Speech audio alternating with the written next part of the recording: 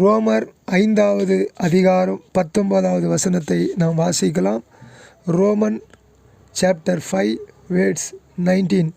அன்றியும் ஒரே மனுஷனுடைய கீழ்ப்படியாமையினாலே அநேகர் பாவிகளாக்கப்பட்டதைப் போல ஒருவருடைய கீழ்ப்படிதலினாலே அநேகர் நீதிமான்களாக்கப்படுவார்கள் என்று சொல்லி நாம் வாசிக்கிறோம்.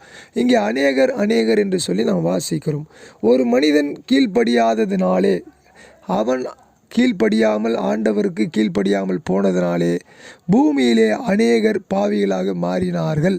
அநேக மனிதர்கள் பாவிகளாக மாறினார்கள். ஒரு மனிதன் கீழ்ப்படிந்ததினாலே பூமியிலே அநேகர் நீதிமான்கள் ஆக்கப்பட்டார்கள். யார் அந்த ஒரு மனிதன் கீழ்ப்படியவில்லை? யார் அந்த ஒரு மனிதன் கீழ்ப்படிந்தார்? நீங்களும் நானும் மாம்சத்திலும் இரத்தத்திலும் வந்த ஆண்டவராக இயேசு கிறிஸ்து கீழ்ப்படிந்தார் என்றும்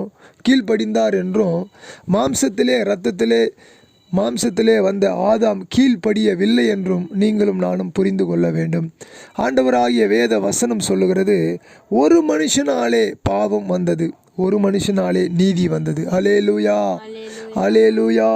ஒரு மனுஷனாலே பாவம் வந்தது, ஒரு மனிதனாலே நீதி வந்தது. ஒரு மனிதன் கீழ்ப்படிந்தார், ஒரு மனிதன் கீழ்ப்படியவில்லை. அதனால தான் கீழ்ப்படியாத மனிதனை குறித்து நீங்கள் தெரிந்து கொள்ள வேண்டும் என்று சொன்னால், ஆதியாகமத்தின் புஸ்தகம் 3வது அதிகாரம் 6வது வசனம் சொல்லுகிறது. வாசிங்க பார்க்கலாம். அப்பொழுது ஸ்திரியானவள் அந்த விருட்சம் புசிப்புக்கு நல்லதும் பார்வைக்கு இன்பமும் புத்தியை தெளிவிக்கிறதற்கு இச்சிக்கப்படத்தக்க விருட்சமாய் இருக்கிறது என்று கண்டு அதன் கனியை பறித்து புசித்து தன் புருஷனுக்கு கொடுத்தால் அவனும் புசித்தான். எங்கே கீழ்ப்படியாமை முதலாவதாக நடந்தது என்று சொன்னால் ஆதாம் தோட்டத்திலே தன்னுடைய மனைவி பறித்து கொடுத்த அந்த கனியை புசித்த பொழுது கீழ்ப்படியாத ஒரு நிலையிலே ஆதாம் தள்ளப்பட்டான்.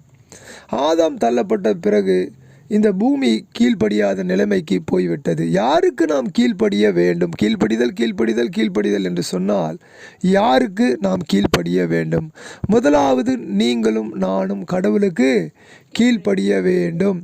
ஆதாம் கடவுளுக்கு கீழ்ப்படியாததினாலே, ஏவாள் கடவுளுக்கு கீழ்ப்படியாததினாலே, பிசாசானவன் கடவுளுக்கு கீழ்ப்படியாததினாலே மேலே பரலோகத்திலிருந்து பிசாசானவனை கடவுள் கீழே தள்ளினார். முதலாவது கீழ்ப்படியாதவன் பிசாஸ்.